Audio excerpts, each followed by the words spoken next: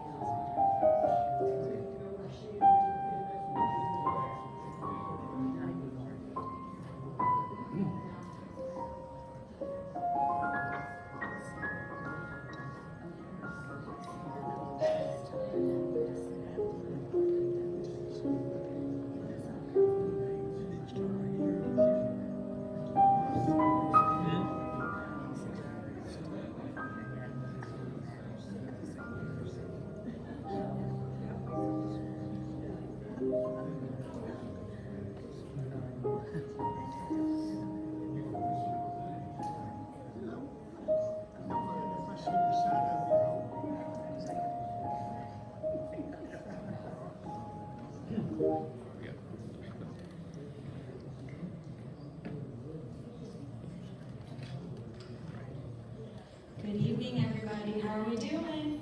We doing okay? Yes. Awesome. So I'm so pleased to introduce our pianist tonight. This is Robert Buxton. He's a pianist and lecturer combining classical performance, improvisation, comedy, commentary, and old-time gospel into one engaging concert experience.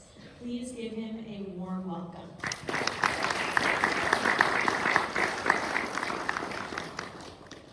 Hello, thank you very much for having me. I'm Robert Buxton. It's great to be back. I think the last time we met was almost a year ago. I was supposed to be here in January, and you remember what happened? It snowed. So, hope you've been well since that time. So, I don't know, you mentioned, comedy.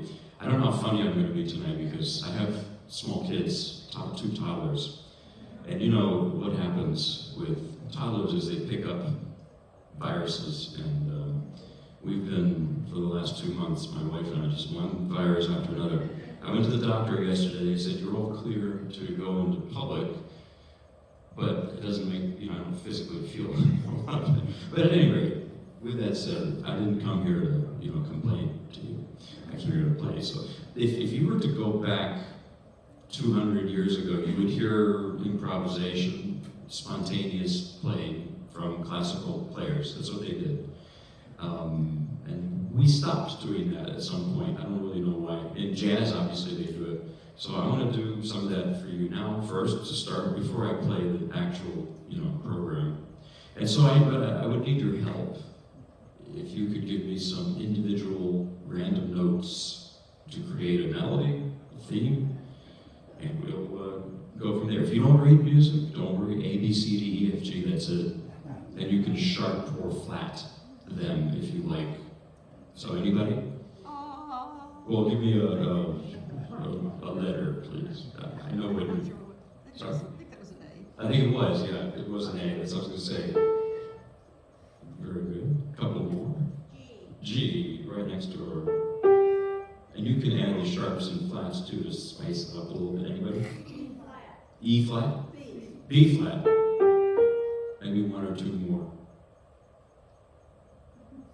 C. How about one more? Cherry on top. Yeah, that's interesting. It's pretty weird, actually. Right? I mean, in a good way. I don't even know what's going to happen with that. Let's see.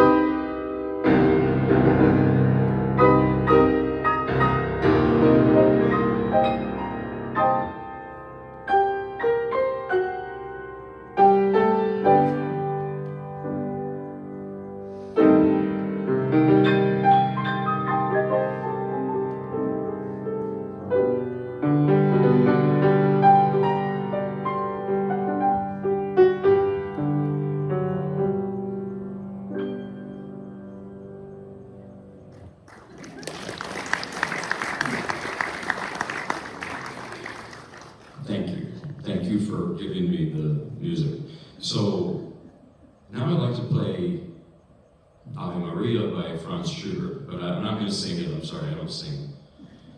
I've tried to sing and failed. You know, I have friends who are vocalists, and they've told me anybody can sing. All you have to do is breathe deeply and trust yourself and believe in yourself. So I tried all of that, all those hippie things, and I sang one note to them, maybe two, and this one singer friend said, well, on second thought, maybe not anybody can sing. Don't. So I do my civic duty and I don't sing.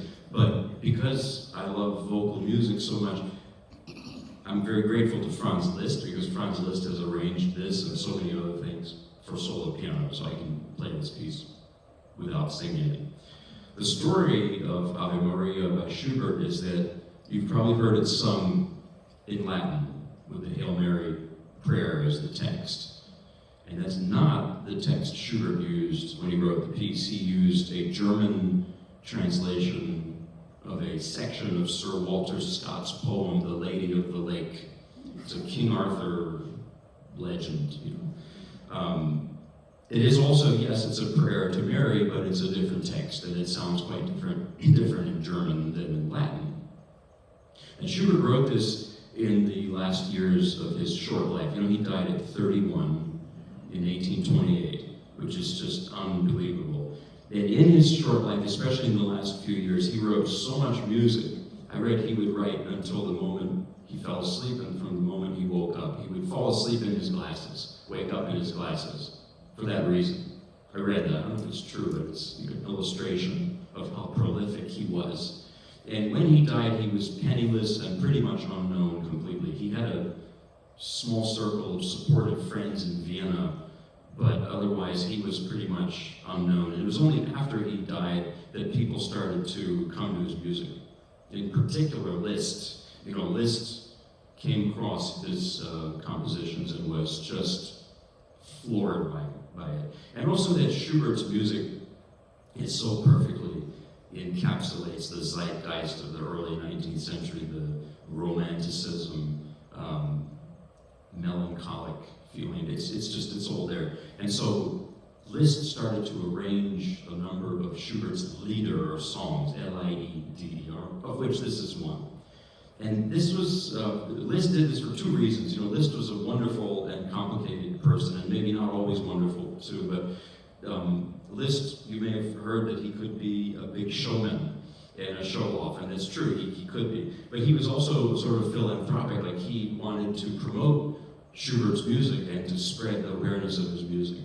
But I think Liszt had two directions in mind in arranging these Lieder. Is one was, yes, to spread awareness of Schubert, but the other was to spread awareness of himself, because he knew the music would be very successful in his early concerts. You know, his early concerts were like rock concerts. You've heard of Listomania before? That's what it was. He was like a rock star. He modeled or even copied Paganini, of course, but that was part of it. And so this was one of those pieces he played in the early recitals of the 1830s and 40s. So what you're going to notice is the beginning, the first half of the piece sounds like, it just sounds like Ave Maria, like someone's going to sing it. He doesn't change it that much.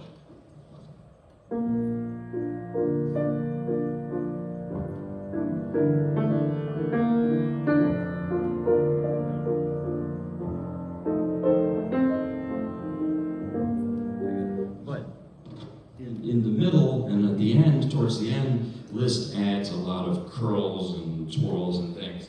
Like,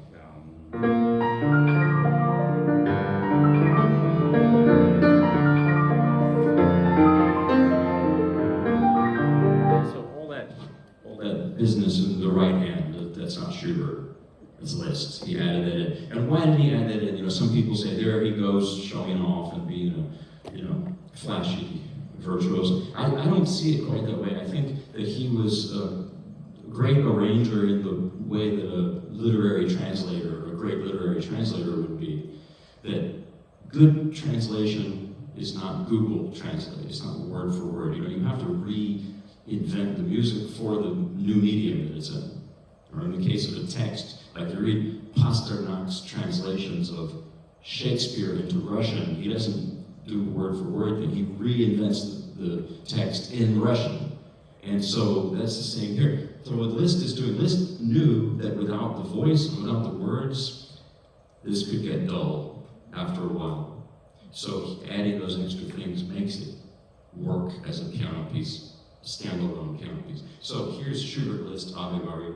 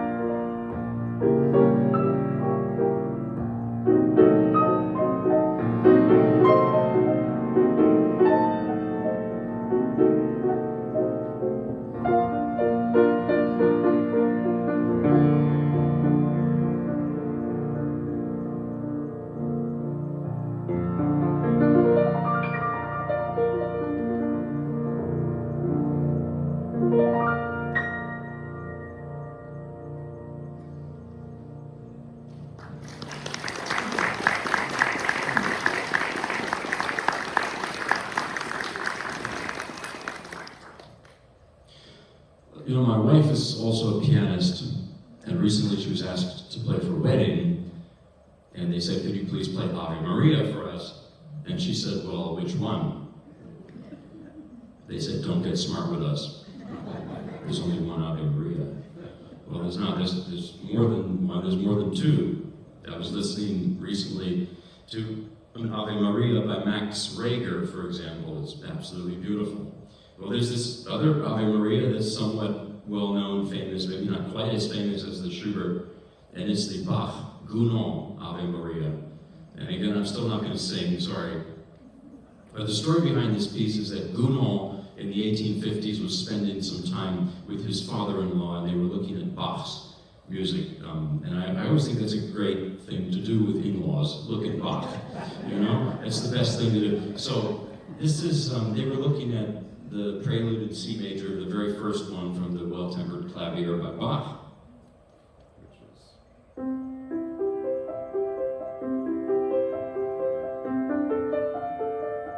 I guess if you're Glenn Gould, you know. Yeah, but that piece, right? So. Gounod improvised a melody over that. Which is like this.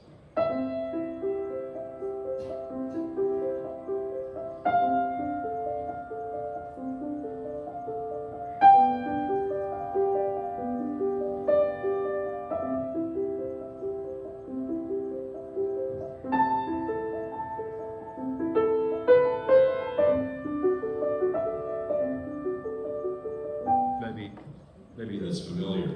That's what that is. So the father-in-law sort of frantically jotted down what he had improvised. See improvisation there? And then Gounod sort of touched it up, published it as a violin piece first.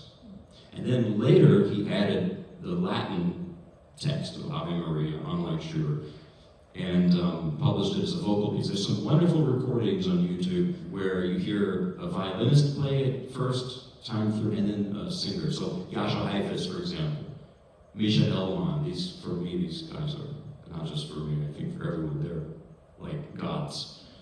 And I also wish I could play the violin, and I can't, so. Now, there's this piece, the version I'm going to play for you now for solo piano is by Georges Bizet, who also, you know, he wrote Carmen, so not too shabby. This is a four-person creation, what I'm going to play for you now. It's Bach, it's Gounod, it's the father-in-law, and it's Bizet. So here is that Ave Maria, another Ave Maria.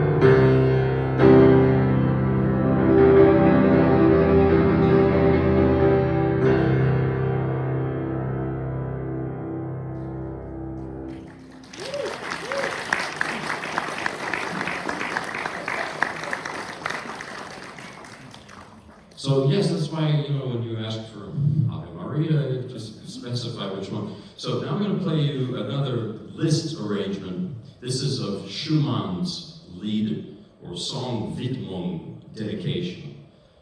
Again, I'm not singing it. If I were singing it, the text is by Friedrich Ruckert. When I went to Germany and Austria recently, you know what people told me? They said, your pronunciation is perfect, but everything else is awful. So that was a nice compliment. So Schumann wrote this as a wedding present for his wife, Clara. And their path towards getting married was not an easy one, because actually Clara's father, Frederick, was Robert Schumann's piano teacher. And he forbade the marriage, because he viewed Schumann as a kind of bohemian beatnik type. I don't know, they didn't have beatniks in the 1830s, but something along those lines. So Schumann actually damaged his hands at some point. He wanted to become a virtuoso pianist, maybe like Liszt, or like there were many of those at that time. It was because of the piano technology. Short tangent. You see this metal inside the piano. It's called a cast iron frame. And they came along in the early 19th century. Before that, the older Viennese pianos that Mozart and Beethoven, younger Beethoven, used did not have a cast iron frame. And so when Beethoven would do his thing, the pianos would break, the strings would snap. But with the cast iron frame, you can do these really, you can sort of pound the piano and it's going to work. And so people took advantage of it. Now, we don't remember all the people from that era.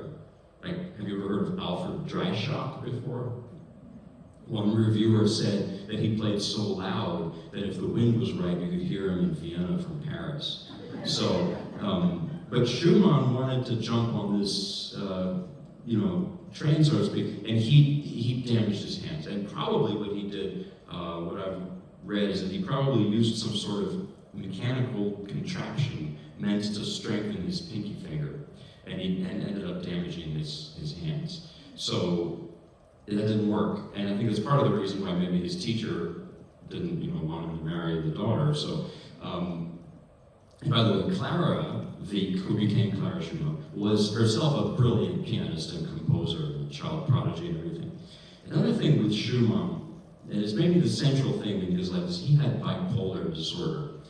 Actually, I was talking to some folks last night. I played somewhere in Greensboro, and they said, how do they know for sure that he had bipolar? Well, they don't, because their understanding of bipolar 150 or whatever years ago was not, or even more than that, it was not so good.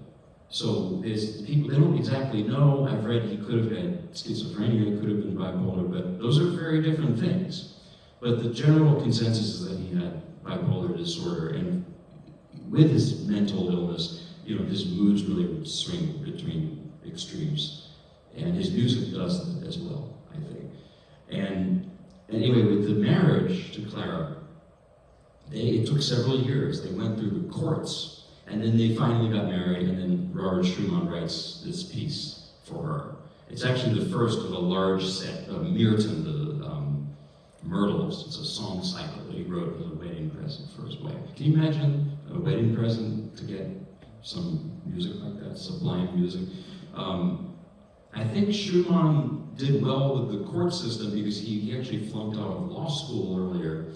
So maybe he learned a thing or two there and used it. At any rate, this is an exhilarating piece. It's almost manic. And I view it as a love song. It's up there with like Smoke Gets in Your Eyes or Yesterday or something. It really is. And it depicts the feeling of being in love. If you're talking to someone that you're in love with, you don't feel so ordinary. Your heart rate is up. Maybe you have butterflies in your stomach. And this piece, I think it illustrates it, it really conveys it.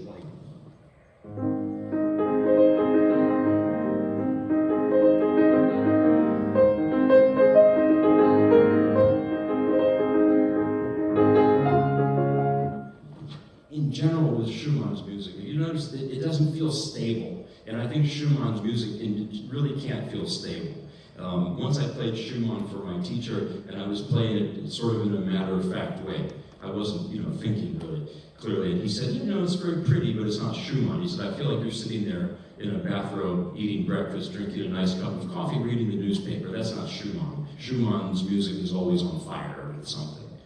And I had another teacher say, when you play Schumann, think of Van Gogh's paintings, especially the Starry Night with the swirling sky. Look at the piano concerto. I think I played you a year ago. I played you some of Schumann's Paganini studies. I maybe told you some of these things it applies to. I love Schumann's music very much. So the piano concerto sounds like that Starry Night sky to me.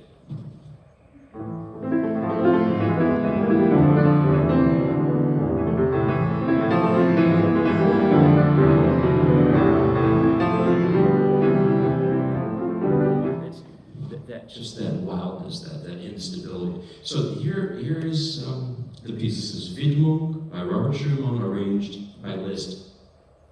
The Schumanns and Liszt had an interesting sort of friendship. I think Robert Schumann and Franz Liszt, they were not really close friends, but they got along, But Clara Schumann absolutely hated Liszt with a passion.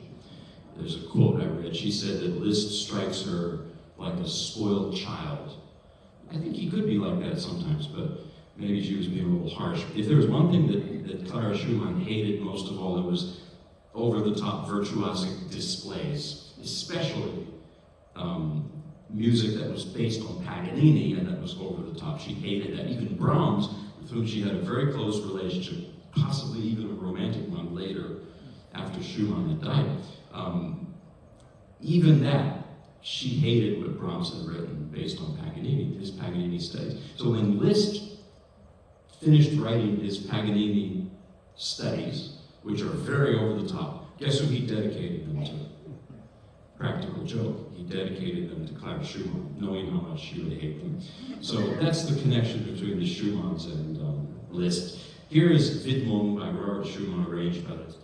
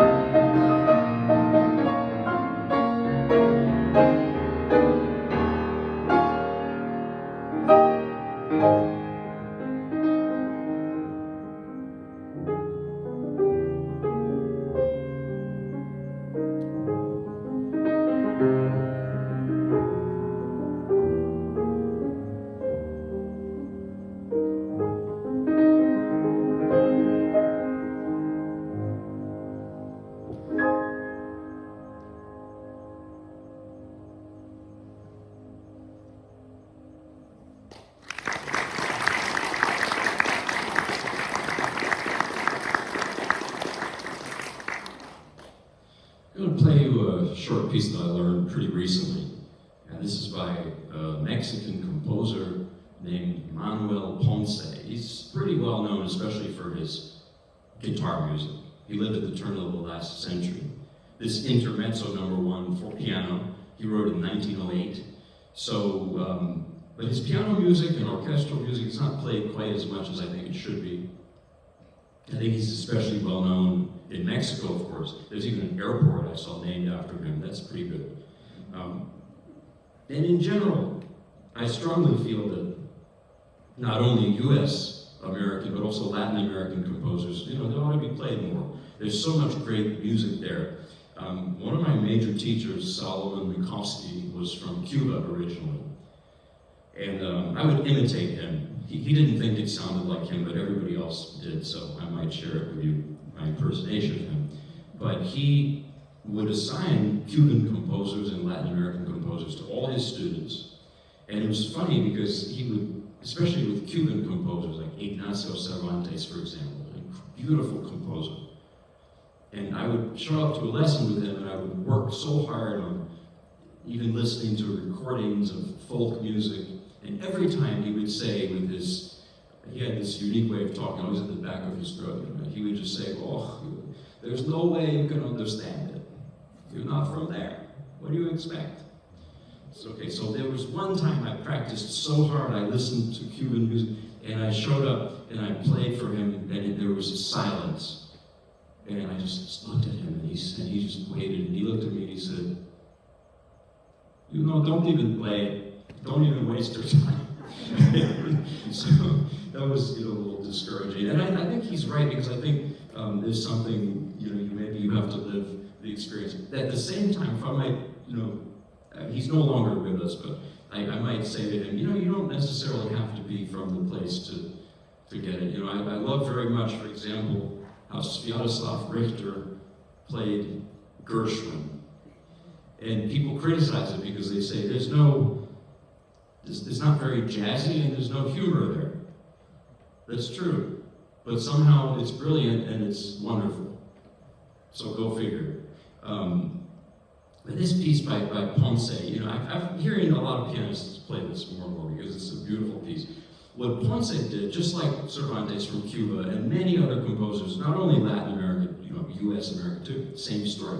There's always been this tension between, should we be European or should we be really truly from our culture that we come from? If you read Ralph Waldo Emerson, he talks about this, one of the American scholar. He's this tension in him. Should we be European or should we invent some new way to create in the arts? And what Ponce did is, he studied in Berlin. And so he absorbed European music. A lot of his music like this piece, has the feeling of a salon piece. It just does. It even sounds a little bit like Chopin. But he also was deeply inspired by Mexican folk music, especially this is called a third in music theory. 1, 2, 3, I guess that's how you say it. That's a third. The whole piece is based on that. That's typical in Mexican folk music.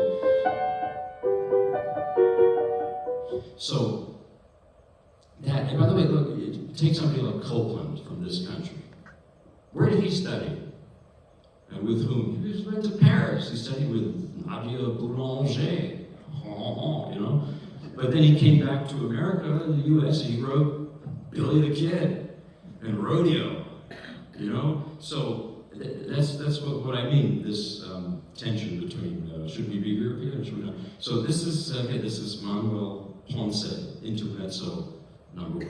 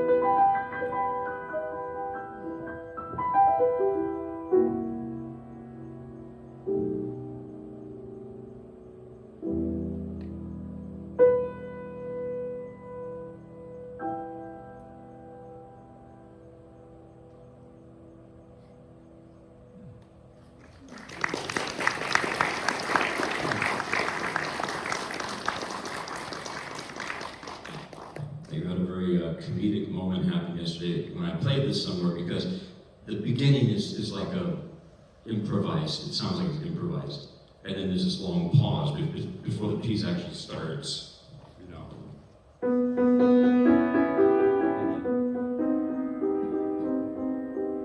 And then right before the music, a loud cell phone went off, and so it was funny. But then I got to start it again, and maybe did it a little, hopefully better. I don't know.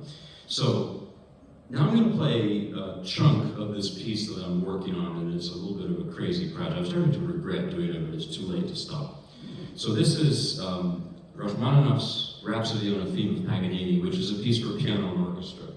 I guess I could kind of fit an orchestra here, but I don't travel around with a private orchestra, unfortunately. So that's one logistical problem.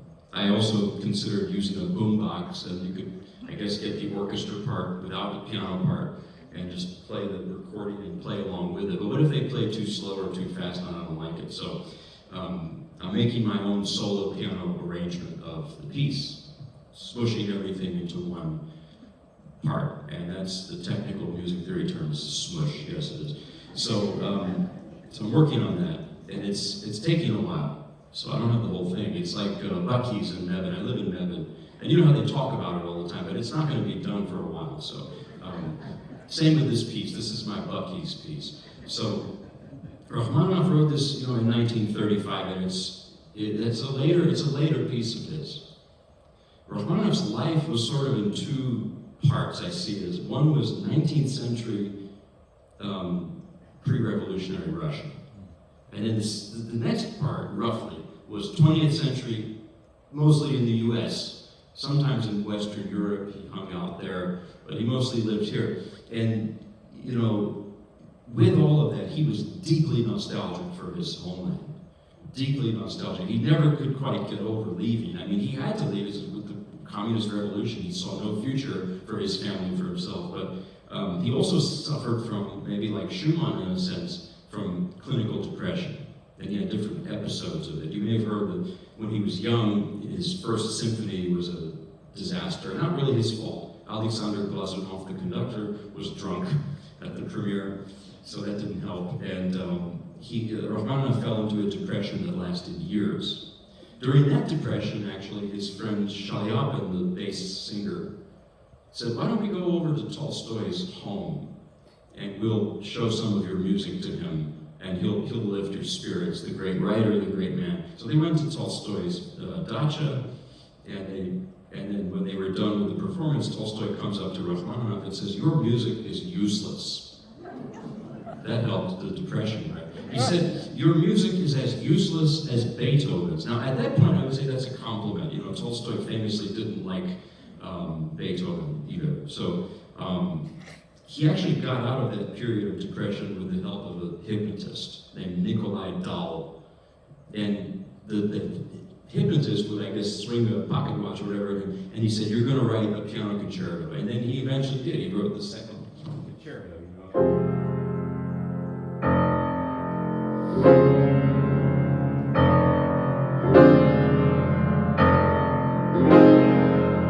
which is one of the greatest pieces ever.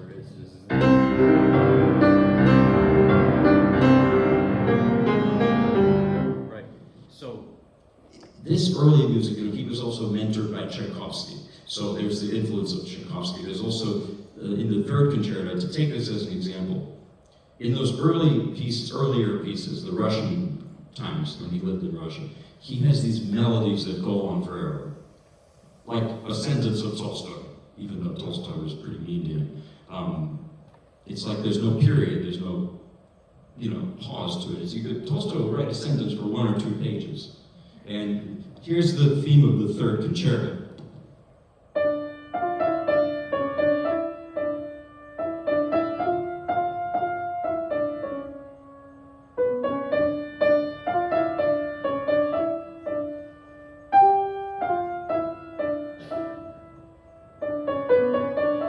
That's not even all of it. It just goes on. Like a Mozart melody is usually in shorter segments.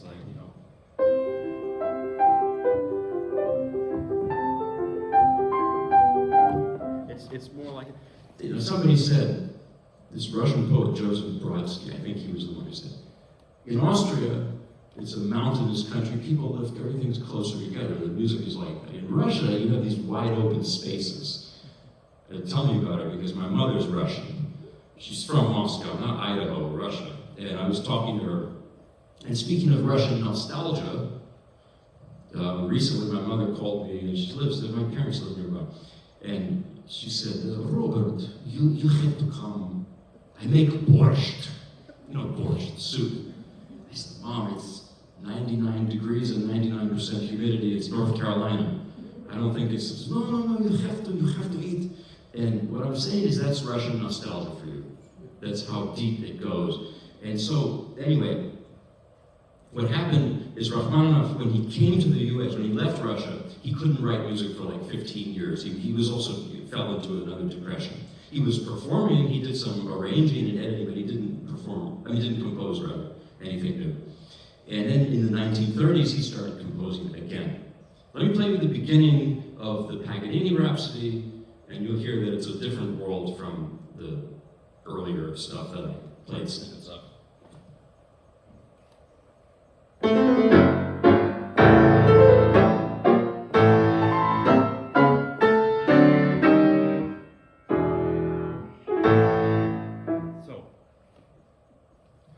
You don't have those long melodies anymore. It's 20th century to me already. It just feels 20th century. That passage alone, and all of it really, to me that's what happens when you put a 19th century Russian man into Midtown Manhattan in the 1930s. You get that. That's what it was. He was an exile. He even said, I feel like I'm an alien walking in this different planet. That's how he felt. And there's a few sort of ingredients to this piece, and also his late music in general. This piece is loosely based on Paganini's 24th Caprice. So you're going to hear that somewhat, but you're also going to sort of not hear it after a while, because it's what's the word? Stream of consciousness take on Paganini. Then you're going to hear the sound of Russian church bells. He was a devout Russian Orthodox Christian, although I heard that the church actually excommunicated him because he married his cousin, but that's a different story.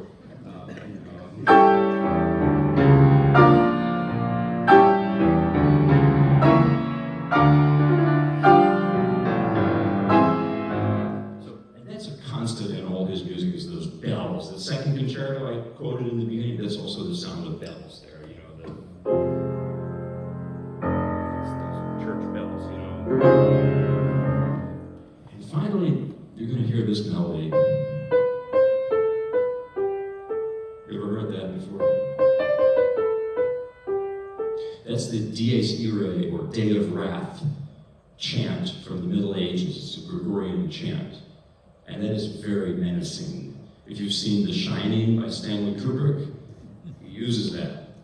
And it goes perfectly with that snarl that Jack Nicholson always has on his face in that movie. So I think that Rachmaninoff was thinking maybe about his own mortality, and also about current events. Musicians don't live under rocks. And the Second World War was about to start. So I think that there's that feeling of doom in this piece too. And all his late music, he quotes that Dies Irae all the time in his later music.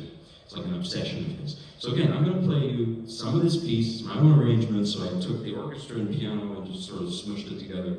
I'm going to play from Variation 1 until I ought to stop.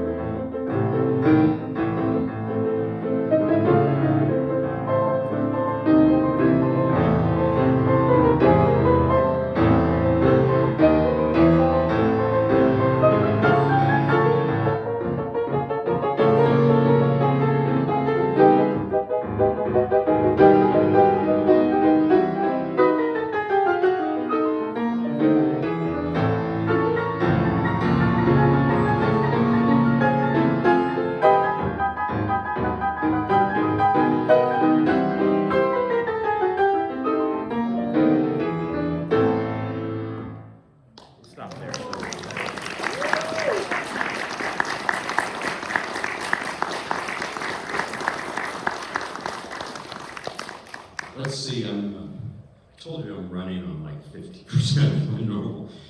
I think I'll play the very famous 18th variation, which is, it's very famous, and it's in this variation, I think he goes back to his older style, the style of music he wrote when he lived in Russia. The way he created the melody for this, it's pretty brilliant. He took the Paganini theme, he turned it upside down, so.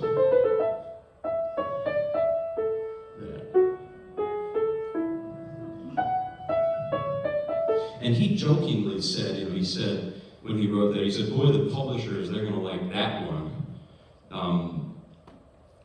It's a beautiful piece, even in movies they've used it. Everything from Somewhere in Time with Christopher Reeve and Jane Seymour.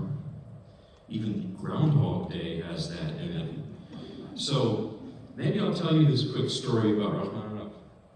I think you could hear some of his anger maybe in that last, what I just played. And he could be a stern person. Have you ever seen pictures of him? He was a 6.5 foot tall guy with a shaved head. He probably had Marfan's syndrome, I think he did.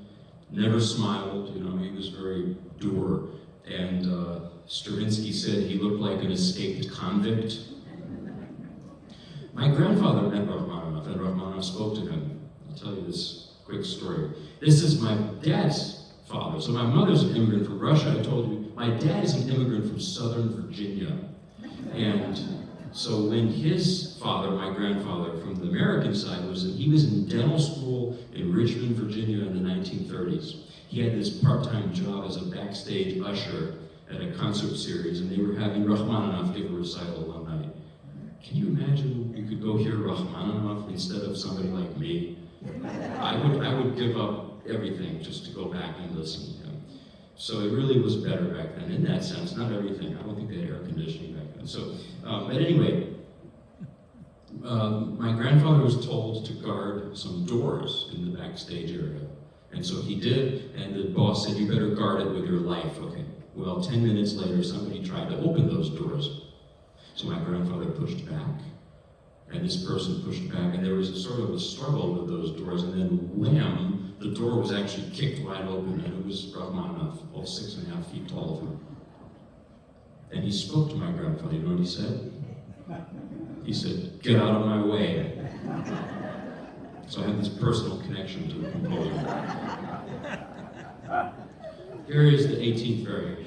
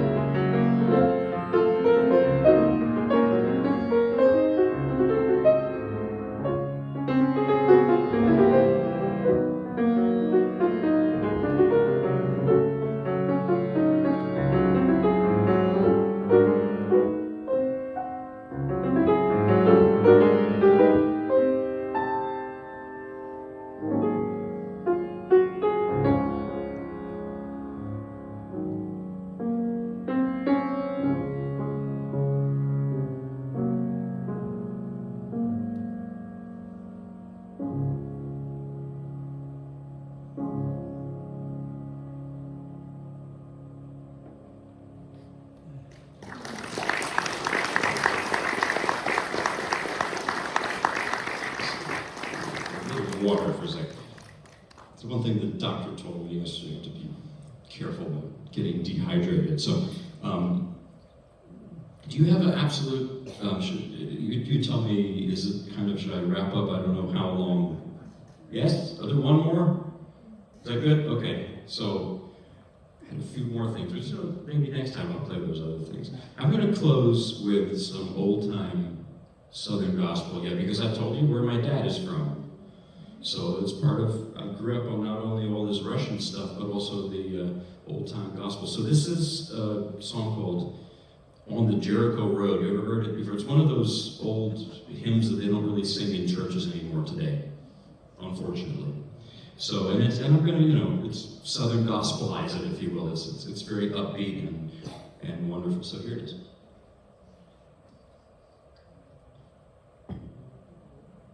A little bit different style from the Russian. But the Russians and the Southerners from both sides of my family, they're not all that different, because what both of them do is they both tend to tell stories that never end. And they both like to eat a lot, both sides of the family. So what's the difference, really?